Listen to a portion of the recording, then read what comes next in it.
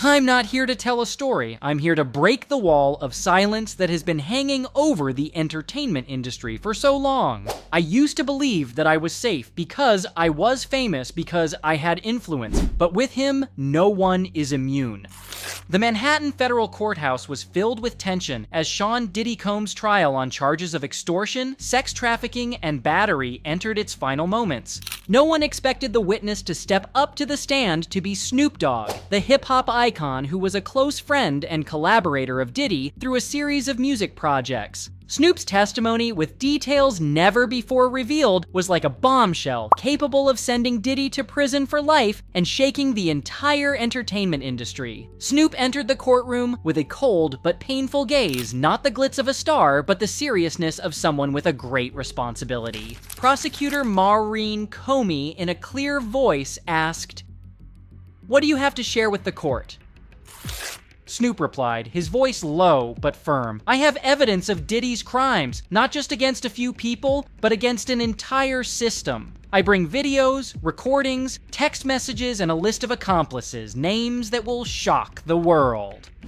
The courtroom was silent. The reporter paused. The jury held its breath. Diddy, sitting at the defense table, bowed his head, his hands clenched. Diddy's attorney, Brian Steele, paled, asking the court to consider the legality of the evidence. But Snoop, without blinking, continued, "I don't want to stand here, but I can't take these facts to the grave. Diddy built a criminal empire, and I'm one of the people who knew it best." Why would Snoop, a man with fame, respect, and an immortal musical legacy, risk it all to take on one of Hollywood's most feared powers? The answer lies in the encrypted hard drive he brought, containing videos, recordings, messages, and documents dating back to 2007 that revealed a sophisticated criminal network run by Diddy. From closed rooms with no cameras to lavish parties for the rich. From young artists who disappeared overnight to threatening letters written in blood red ink. Snoop saw it all. Snoop says Diddy didn't just threaten him verbally. In 2008, after he refused to attend a freak-off party at his Miami mansion, he received an unaddressed envelope at his Long Beach home. Inside was a photo of his wife walking with their children, with a handwritten note in blood red. "Shut up, Snoop, or they'll pay." He was shaking, his heart racing, but he didn't dare call the police because Diddy had boasted that he had people in the system, from the Los Angeles police to high-ranking officials. "I knew if I spoke up, my family would be in danger," Snoop says, his voice cracking. But the fear didn't stop. In 2009, a black SUV parked outside Snoop's Compton studio for 3 days, refusing to leave. One night, as he walked to his car, a masked man got out and handed him a USB drive. When he plugged it into his offline computer, Snoop saw a video of him sleeping in his home, the camera panning over his children playing. Diddy's voice rang out, "You know what I can do, Snoop, don't try me." Snoop said he had been sleepless for months, checked his windows, hired bodyguards to protect his family, and buried the hard drive in a safe in a Swiss bank.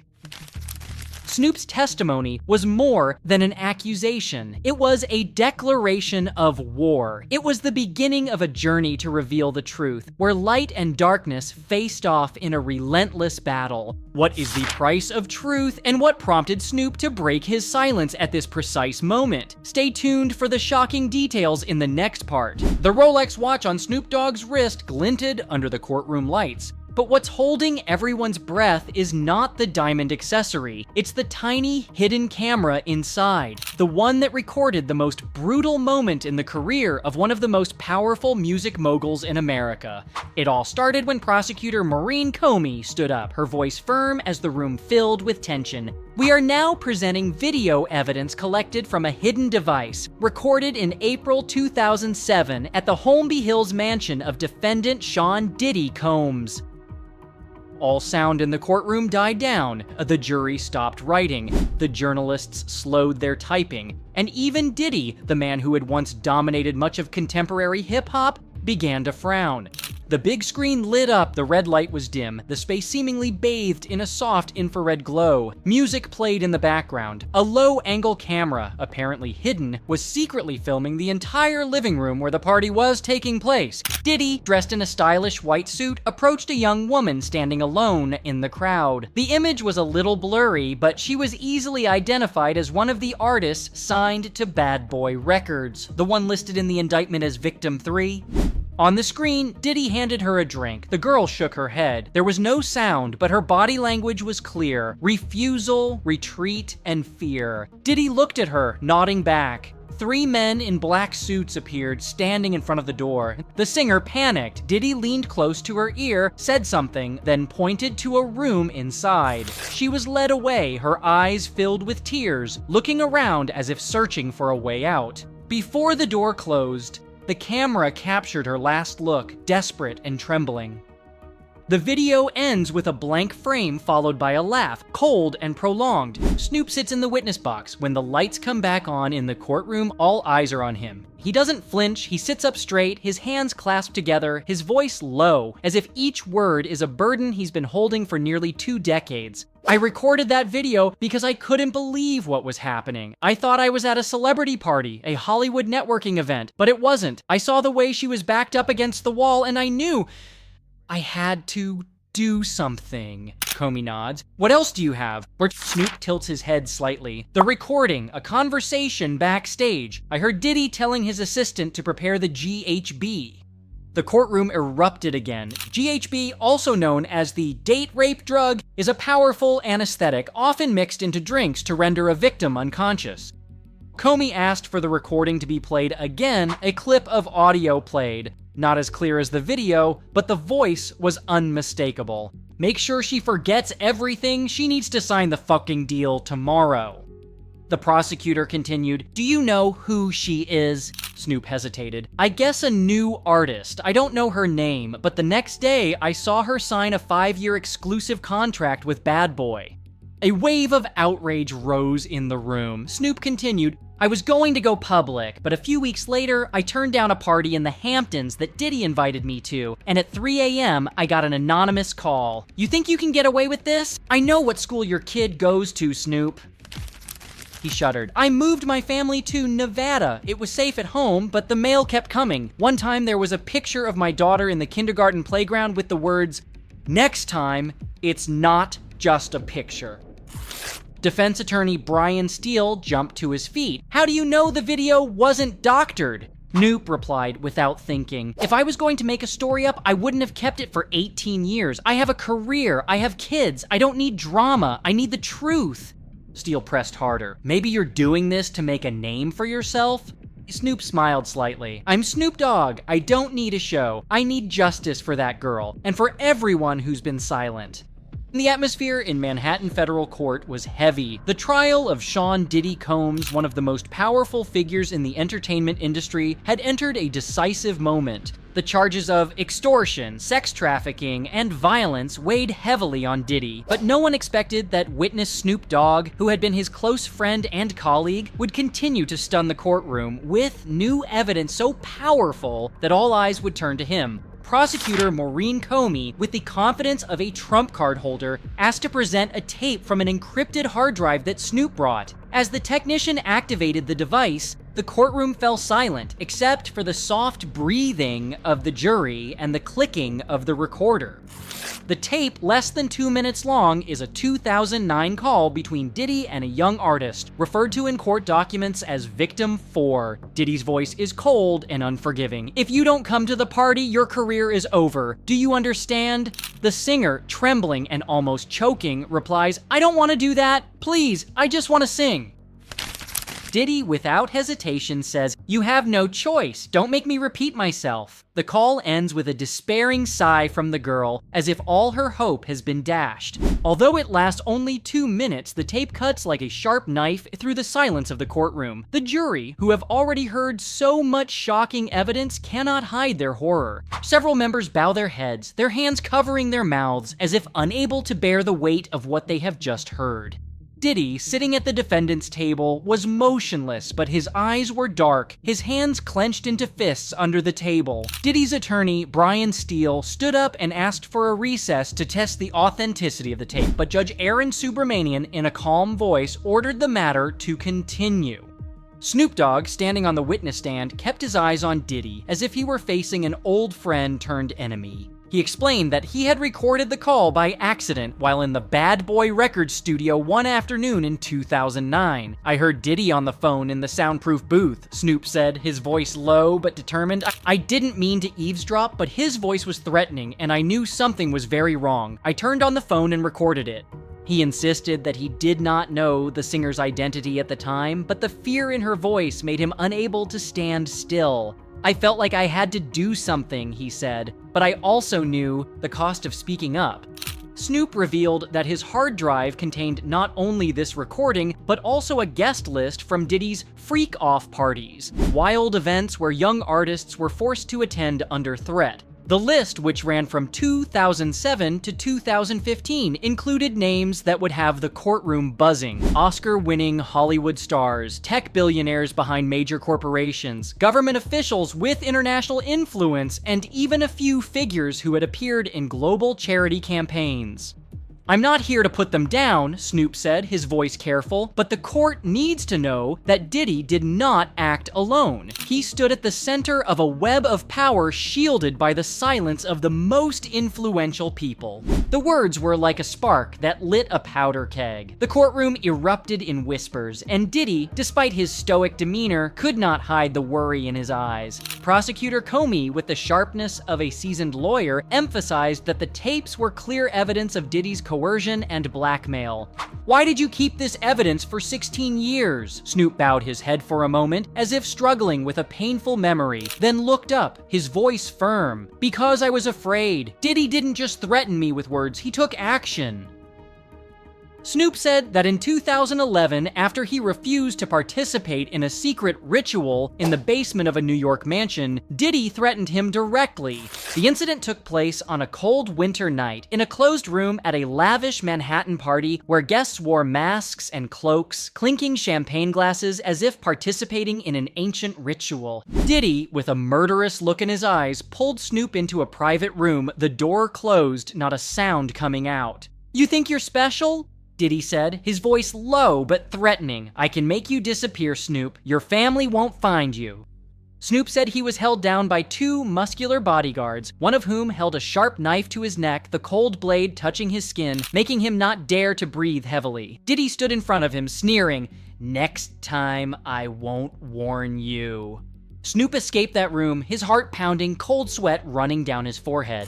But the drama didn't stop. That night, when he returned to his hotel, he found his room ransacked, his suitcase ripped open, and a handwritten note on his bed that read, "Don't push your luck, Snoop." He immediately called his manager, asking for extra security, but the fear had already taken root. Snoop said he didn't dare sleep, kept checking his windows, and even hired a special team of bodyguards to protect his family. But Diddy didn't stop with the threats. In 2012, Snoop received an anonymous package sent to his studio in Compton. Inside was a USB drive without any notes. When he plugged in an offline computer to check, Snoop was horrified to find a video of himself being beaten unconscious in a dark alley in Atlanta after a party he attended with Diddy in 2010. In the video, 3 masked men stomped on him, while Diddy's voice boomed through the speakers. "You want to continue, Snoop? I can do worse."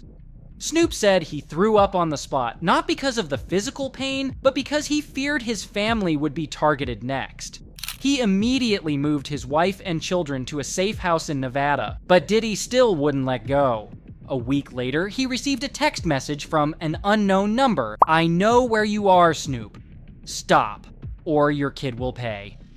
These threats, like invisible stabs, kept Snoop in a state of stress for years. He said he thought about turning the evidence into the police, but each time he tried to do so, he was reminded by Diddy. In 2013, at a concert in Los Angeles, Snoop spotted a strange man standing in the crowd, staring at him throughout the show, holding a photo of his daughter. After the show, the man disappeared, but left a note in Snoop's car. "Last time, Snoop." He didn't dare call the police because Diddy had bragged about having people in the system, from local police to high-ranking officials in Washington. "I knew if I spoke up, my family wouldn't be safe," Snoop said, his voice choked up, his eyes filled with pain. Comey emphasized that the recordings were not only evidence of Diddy's coercive behavior, but also that he used his authority and network of power to control his victims. "Are you afraid to stand here today?" Snoop replied. "Yes, I am. But I am more afraid that the victims will never get justice."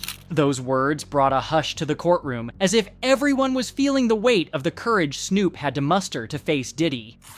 Attorney Brian Steele, in a sharp voice, argued forcefully. He rose to his feet, asking the jury to consider the authenticity of the tape, arguing that it might have been edited or faked. "Mr. Snoop Dogg, how do we know you did not create this tape to harm my client?" Snoop, without blinking, replied, "I have no reason to make this up. Diddy was my friend, but I cannot hide his crimes." Steele continued his attacks, suggesting that Snoop may have a personal conflict with Diddy or is trying to make a name for himself by getting involved in this high-profile case.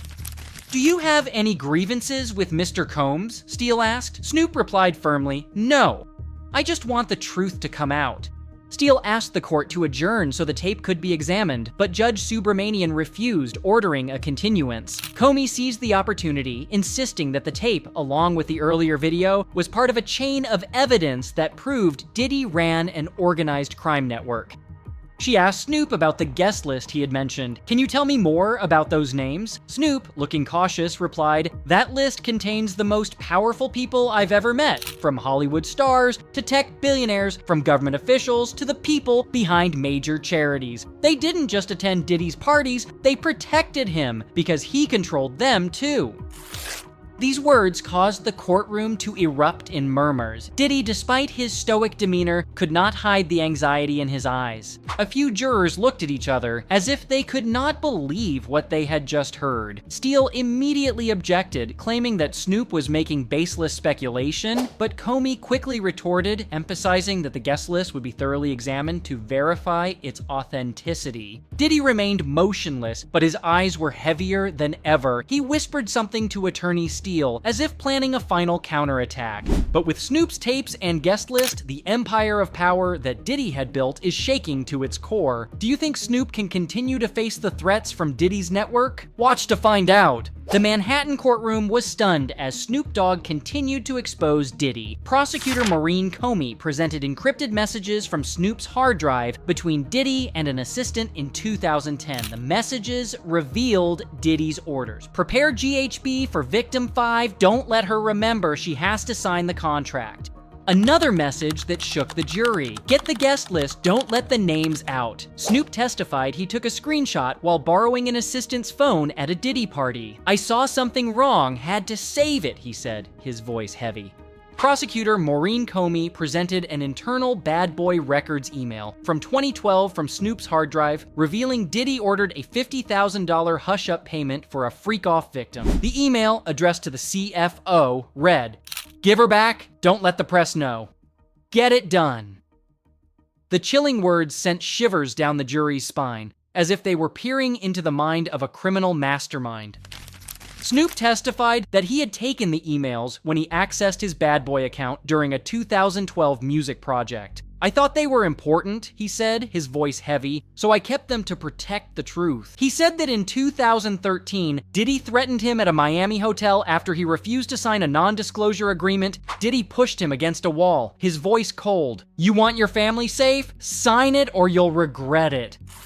Snoop got out, but 2 days later, he received an anonymous USB drive that filmed his son being stalked at school with the words, "Last time, Snoop." He doubled his bodyguards and moved the hard drive to a new safe in London. Comey clicked on the email, proving Diddy's extortion was organized. "Why did you keep them?" she asked. Snoop replied, "Diddy threatened me all the time. I have to keep the evidence." Diddy's eyes were blank as he watched his empire crumble in an instant. Snoop Dogg's evidence, the 2007 spy cam video, the 2009 threatening audio recording, the 2010 encrypted text messages, the 2012 internal emails, and the freak-off guest list was accepted, putting Diddy in danger of life in prison. The verdict was a sharp knife, severing the empire of power that Diddy had built over decades, shaking Hollywood from its roots.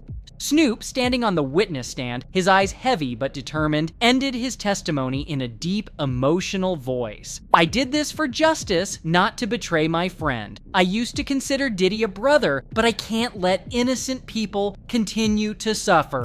Diddy, sitting at the defendant's table, his hands shaking, shouted, "You betrayed me!"